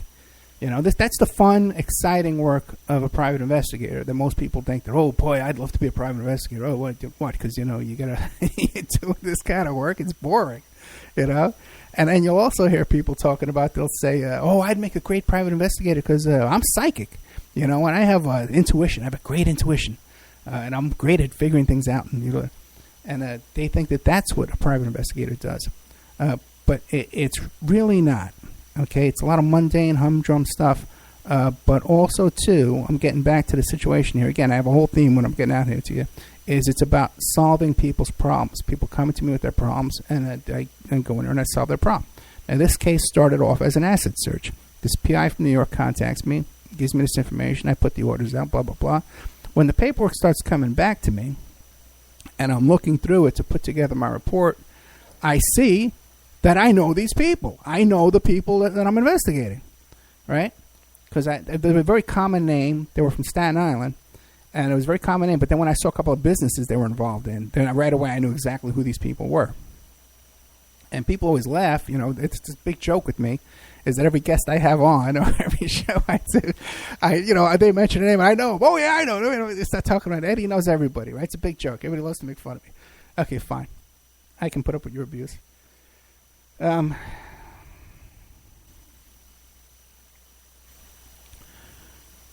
So I see the names in this report that I'm about to prepare, that I know them, right? Now, the ethical thing to do, the proper thing to do, is to, and now I have to reveal this to the person that hired me, okay? I have to reveal to them that I know the subject of the investigation. I have a personal relationship with them. And then he has, which is what I would want, if I hire somebody to investigate and they know the person, I want to know that right away. So I contact this guy in New York, and I says, hey, I know these people. In fact, I know them very, very well. I know their family. I know this one of these people. I went to high school with him. I know him from childhood. He has had dinner at my house. I've had dinner at his house. I know his mother. I know his father. I really know these people. So, I got to reveal that to him. And now, by the way, too, all this is off the clock, too. I'm not even getting paid for any of this time now. It's all extra time, It's not a flat fee job. Now I'm putting in extra work. So we chat about this, and, and I find out, well, what's this case all about? So, and I find out it involves a dispute between family members, and he's working for an attorney. Okay, so it turns out he mentions the name of the attorney. I know the attorney as well, too, from Staten Island. So I explain to him I know the attorney as well. Fine, okay. He puts me in touch with the attorney. I talk to him. He's feeling me out, too, because what happens is, too, especially in a small town like Staten Island, like if you had a case in Staten Island, you hire a private investigator, and he knows the other people, he could turn on you and work undercover for the other side. Okay, that stuff happens in real life. Okay, if unethical people, But I try and really, really avoid any kind of problems or any kind of questioning of my honesty and integrity. So I talked to him. He explains to me what the problem is. And I said to him, okay, I know all these people. I know both sides, okay? And they've known me my whole life. Okay, and this lawyer knew me my whole life, too. And when I say that kind of thing, I haven't always been in the PI business. I've been in other business. I was in the nightclub business. I was in the other kinds of businesses and stuff. So people know me on Staten Island, have a reputation over there. And I had a reputation of having influence with these people. So we all agreed I was going to try to negotiate a settlement with all these family members and solve the situation. So I went in. Again, I'm still off the clock. Okay, we agreed I was going to go in there and try to give us a shot. So I did. I was able to contact first, because you can pretty much find anybody, and I had a lot of information. I was able to contact the kid I went to high school with, and the problems was with his uncles and his parents and stuff like that. And I was able to contact him first, and then he put me in touch with his dad, and he put me in touch with the uncle, and I was able to negotiate a fair settlement between all these parties and solve their problems without costing them a ton of money, going through court and going through litigation, and causing all this animosity and hatred within the family. I was able to take this situation and solve their problem in a way that no one had dreamed would be possible at the time when this family hired this lawyer and he hired this investigator to do the preparation for the litigation, and then he hired me to do this asset search. Okay? And that's pretty much how I live my life. Okay? As far as my business life in the PI world. I get mixed up in these freaking cases, and things kind of take on a life of their own. And then next thing you know, I'm preparing an exhibit for a congressional investigation. People ask me, how do you get involved in this stuff? And that's kind of how these things happen.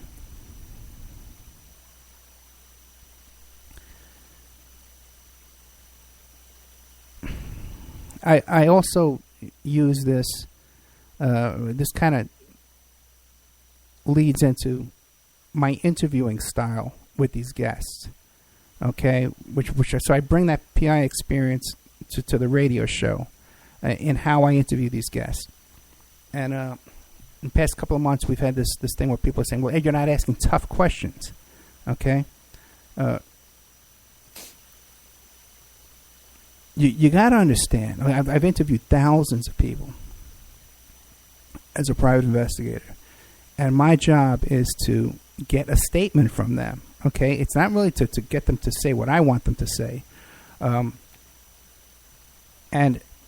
some people, your idea of asking a tough question is not asking a tough question. It's asking a rude question or an angry question or an insulting question, which if you do that in any interview, whether it's as a private investigator or on the radio, all you're going to do is you're building up walls and defenses.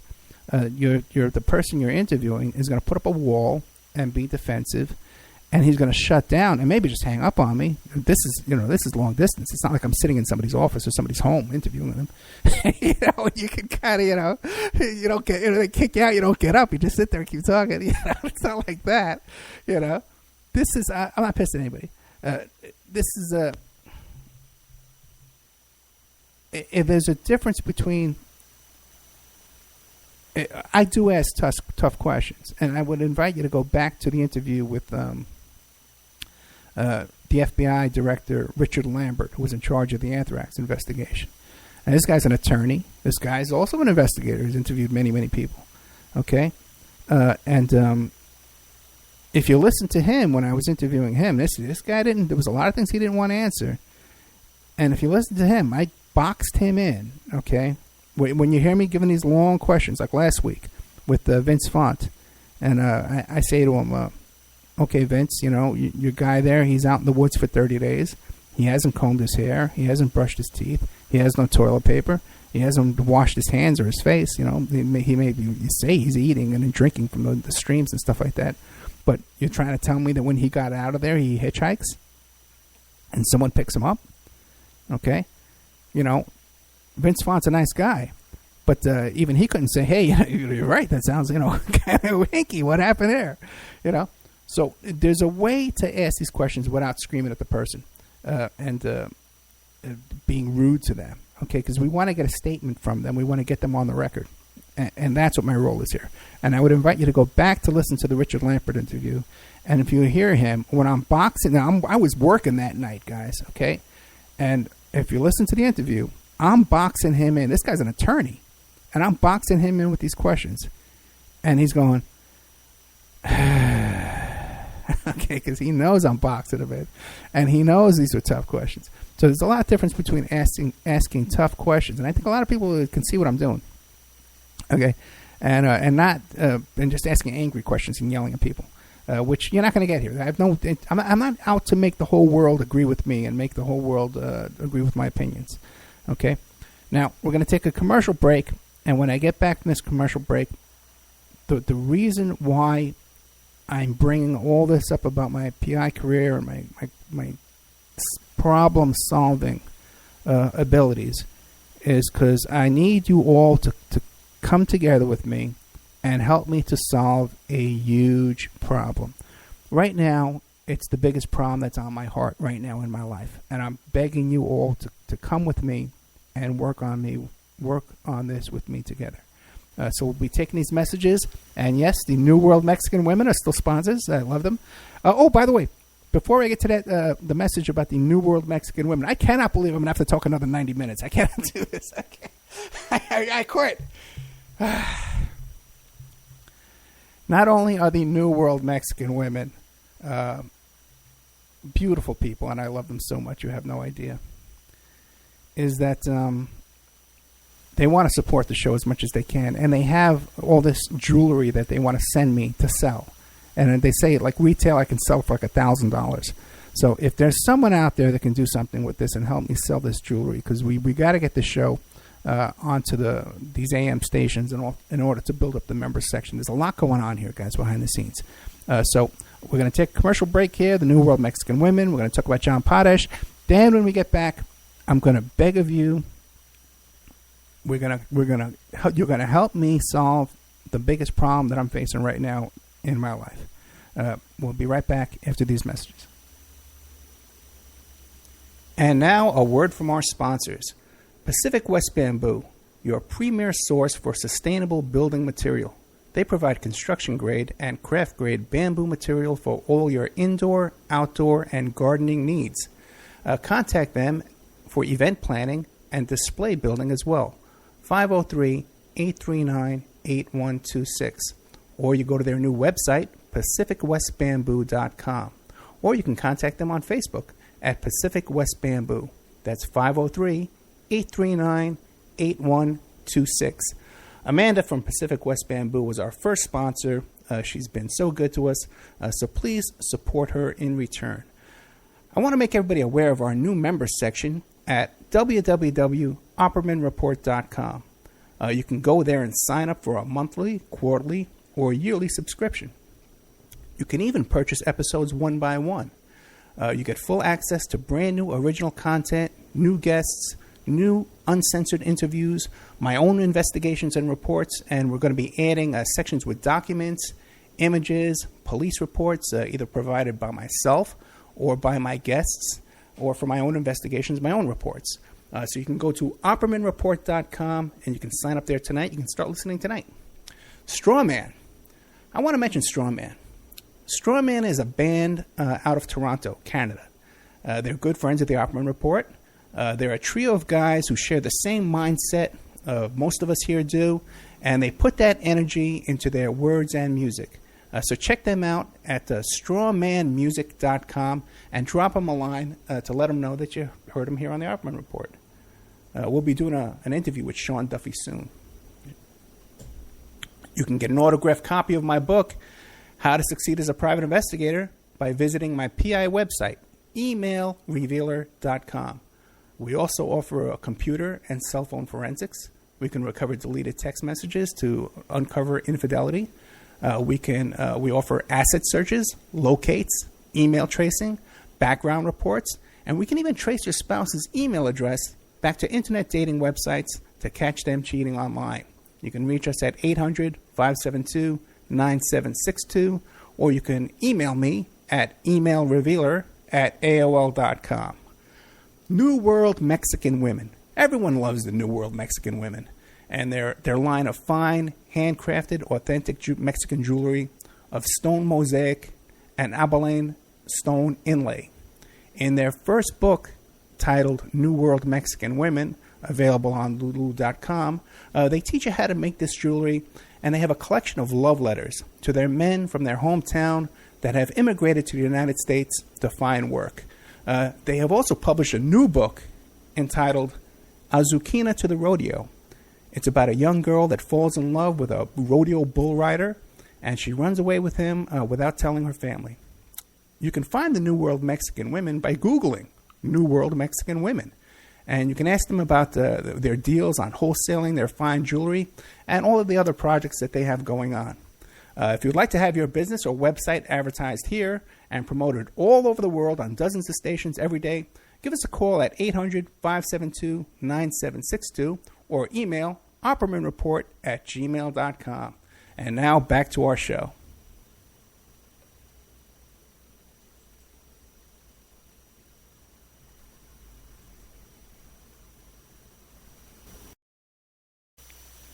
Okay, welcome back to the Opperman Report. I am your host, Private Investigator Ed Opperman. Don't forget the show is brought to you by emailrevealer.com. Okay, so the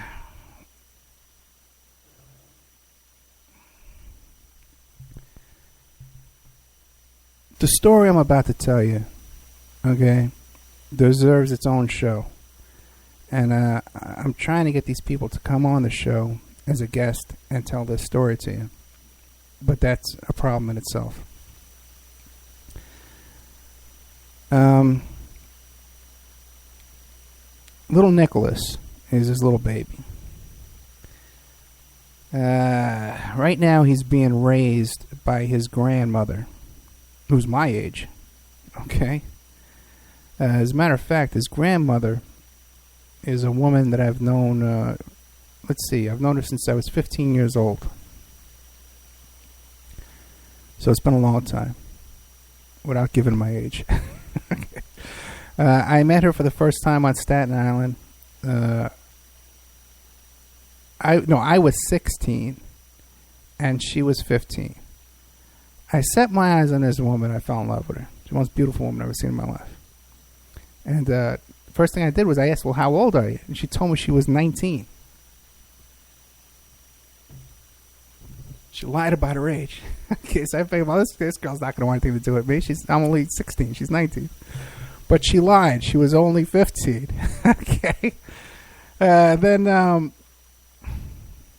she married the grandson of my landlord. My parents' landlord in his house on Staten Island. And then he wound up coming to live upstairs from my parents' house because, they were renting the house above from my parents' house. It was a two-family house on Staten Island. Just like, that movie Two-Family House on Staten Island with all the guys from The Sopranos. It was just like that kind of house in the Annandale section of Staten Island. So we all grew up together as kids. And she married this guy. They had two little kids. And my mother used to babysit for these kids, her daughter and her son. And, time went on, and, things happened in life, and, she divorced this guy, and me and this woman started dating, back and forth, this wild love affair that went on across the country. That's how I wound up in Vegas, because she had moved to Vegas, and I came out here to go see her, and, we broke up, we would break up and fight and stuff like that and get back together again. And it's really a funny story because we had broken up at this one point, and I was in California. I was standing on the Sunset Strip in California. And we had broken up, and she went and called up my answering machine, and she broke the code on my answering machine, and she changed the outgoing message. And it says, Eddie's a real loser. Don't date him. So when you called to leave you a message, you heard her voice saying, don't date me. And so I had met this really cool girl in the Sunset Strip, and I gave her my phone number, and she called up the number. She says, what's that voice on your answer machine? It was this crazy nut. So, okay. So, back and forth. We broke up, got back together again, all this kind of stuff, right? So she has these two kids, and her daughter. And by the way, too, these two kids were the love of my life. I love these kids. These were the first real kids that I raised. Everybody knows about my relationship with my daughter. I've had a lot of girlfriends with kids. I raised a lot of kids in my life. I took in a runaway kid off the street, and when I first got saved, let him stay with me.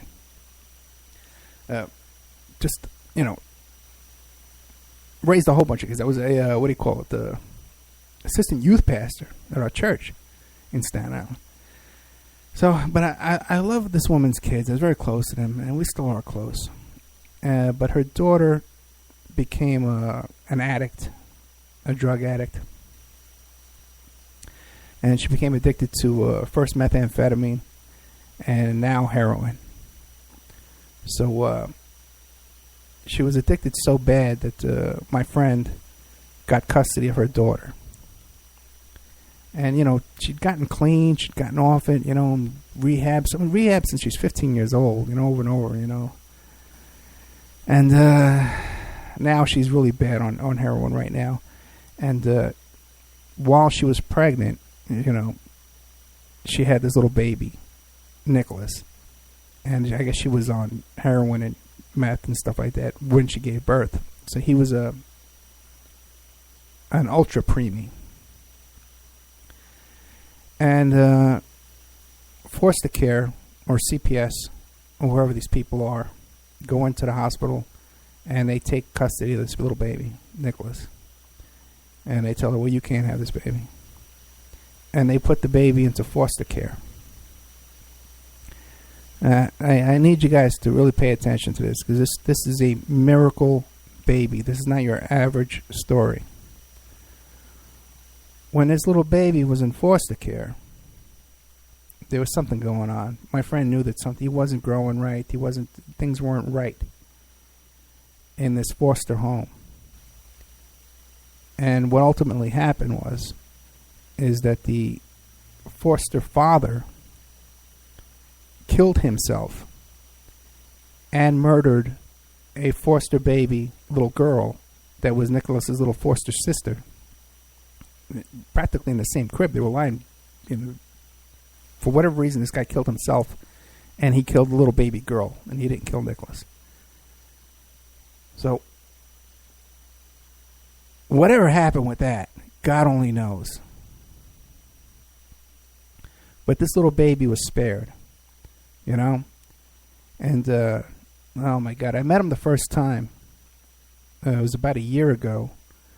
When Victoria, remember when Victoria was going out on her first date with that boy?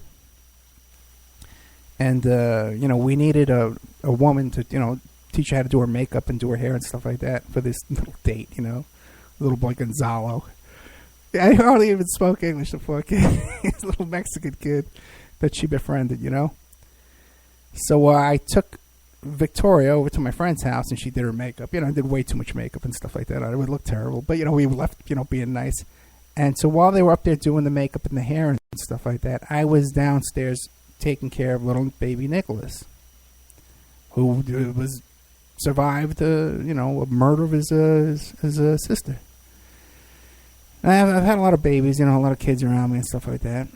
And he was a year old. Couldn't crawl. Couldn't sit up.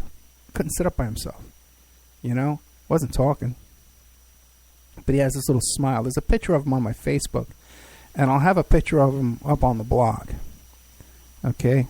He's doing a lot better now. He's about 2 years old now. He's running around. He walks. I haven't seen him in person. I only seen him in pictures.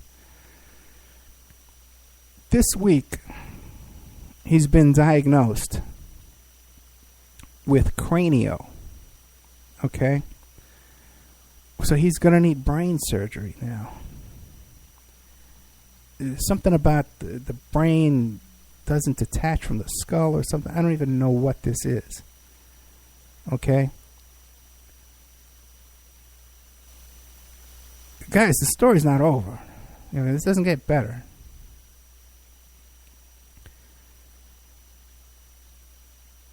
The mother is raising a 6-year-old sister. She's raising the granddaughter.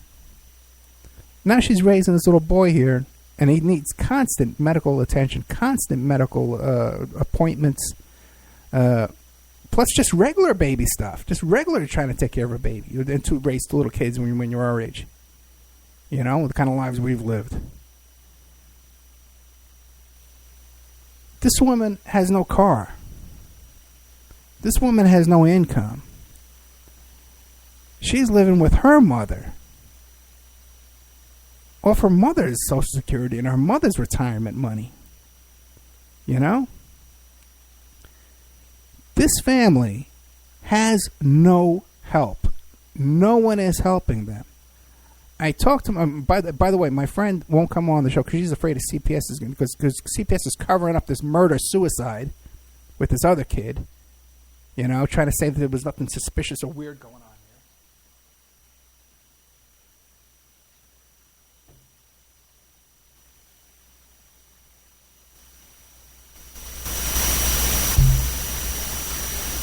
So I can't say her name on the air. She won't come on the air. She's afraid to come on.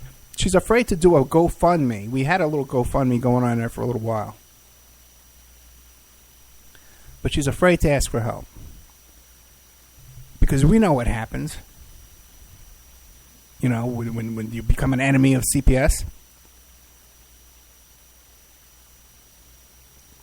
Whatever little assistance they're getting, a food stamp card or whatever it is nothing compared to the help that they need. Okay, like I said, they have no car. They live in Vegas. You need a car no matter what. They live all the way out northwest, you know, where there's nothing out there. I don't even know why anybody moves there.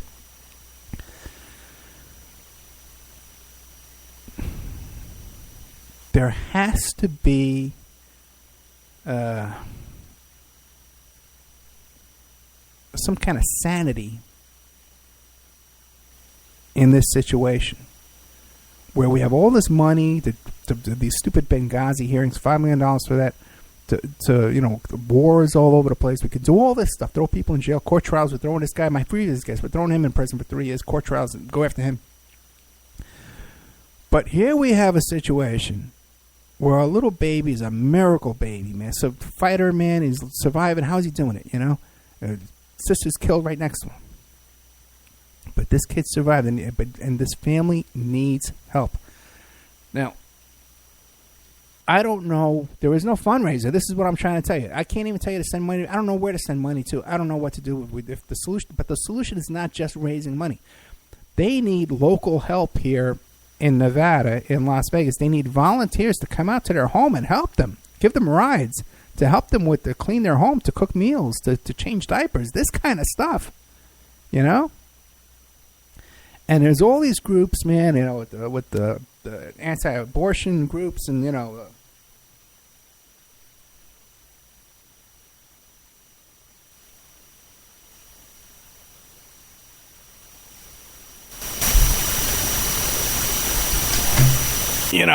there must be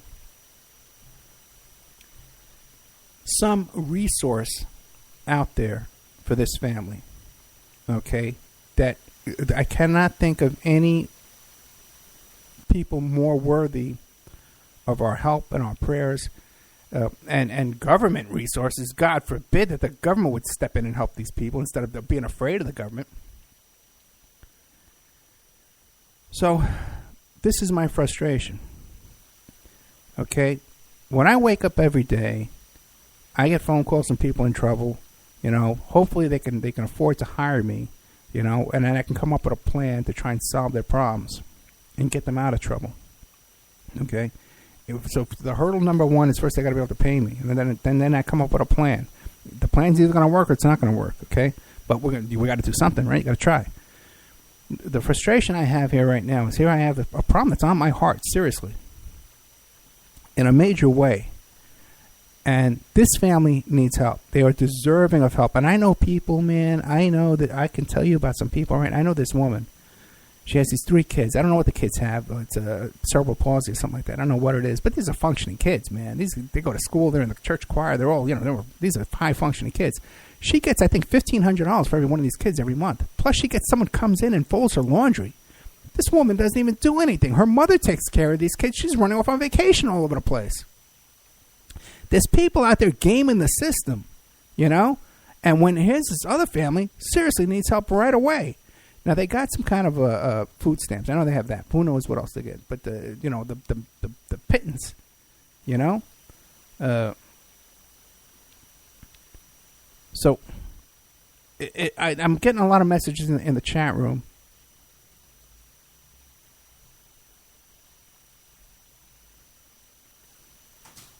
People saying, you know, what's the address? Where do we mail money to?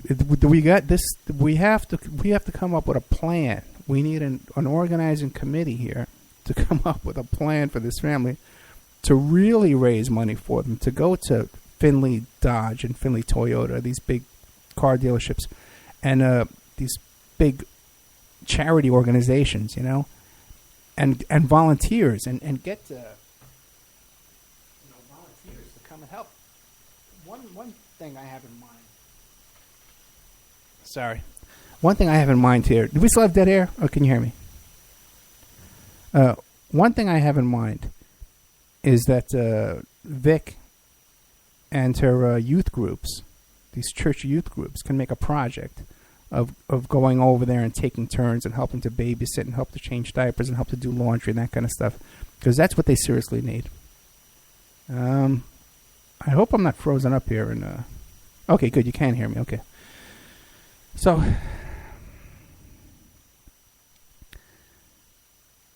that's the baby Nicholas situation. Okay. And we are going to need funds, you know. Well, we are going to need to raise money. But what we really need to do is to come up with a Ronald McDonald House or something like that. You know, we need like a real thing here to come in here and swoop in. Because I'm telling you, I'm doing this show tonight without a guest to describe this Nicholas situation. Because the grandmother who's raising these kids doesn't have time to eat, to make a sandwich, to take a shower, to function in life. She doesn't have time to sit on. And when she does get on the phone, she's lost her voice. She can't even talk. Okay? This is a dire, drastic situation, guys, that is beyond my abilities to solve. Now, I know I've come on here before and I've talked about problems, okay? I came on with my divorce stuff and my custody stuff. But let's take a look back at that. I solved that problem, okay? You know, we could not have come out of that any better than we have, okay? You know, I took care of that problem, guys. You know, so I can solve problems. You know, we did that, all right? And thank you all for praying for me and all the help, you know, guys helping out. Thank you all, okay? And we have some steps ahead of this. So we're going to get rid of that judge. We're going to put a new judge in here, okay, coming up next election. So I'm very frustrated about this because what am I going to do? I got to work on this show, right? I got, because the memberships are dropping off like crazy, all right? We got a huge show coming up this weekend with these two big guests, and hopefully the members section will pick back up again. Oh, by the way, too, I'll give you guys a deal, too. If you want to sign up at a yearly membership, I'll do it for $60. Okay, just put in a PayPal and then send me an email, and I'll give you a year's subscription. Okay, that's savings of $15. Okay, I only need about 3 or 4 of those to get through the week. But yeah, right. We need a long-term plan in here. I need people to help me to contact all these churches in the area, because all these churches have youth groups. They all have little teenage girl youth groups this is perfect for them. There's all these groups about these anti-abortion groups, that help women not to get abortions, and they're all loving them and helping them. Okay, well, now we have a situation after, okay, now we have a baby that's born. Okay, you love that baby and the fetus. Here's one for you now. That's a cute kid, too. You can talk to him. You can play with him. So we need these groups. So I need people to help me to contact these. I need you to help contact local churches in our neighborhood here, and these Save the Children type groups, or Ronald McDonald House, whatever you can do. Okay, we're not going to come up with a solution to this right now tonight live on the air, but you can start emailing me if you're interested in volunteering and working for this kid. And when you see his picture, he's an adorable kid. Okay. We're going to need your help with this. All right, guys? And, I guess we'll set up a GoFundMe without telling her. But I would really appreciate if someone else was in control of the money and all that stuff like that, and it wasn't me. And I wasn't commingling with my PayPal account with the business here and with the radio show, because it's just not good. Okay? So, that's the situation. And I'm trying to explain to you, I hope I made myself clear, that's why I brought up the whole thing about me solving problems as a PI and, my experience, and how now I need your help to solve this problem, because I know that I can't do this on my own, okay? And really, it's the most important thing I'm dealing with in my life right now. These are people I love. These are people I care for all of them, long history with these people. And so I'm reaching out to you, the audience here, to help us out with this, and to email me at oppermanreport@gmail.com. If, you can help contact charities and stuff like that. See, I can't believe that we wouldn't be able to go to a big automobile dealership like Findlay Dodge or Findlay Toyota and explain to them what the problem is here. I'll give them press. I'll give them free ads on the show, and then they donate a car, and Merry Maids, or some kind of maid service, that wouldn't chip in and, help out, once a month,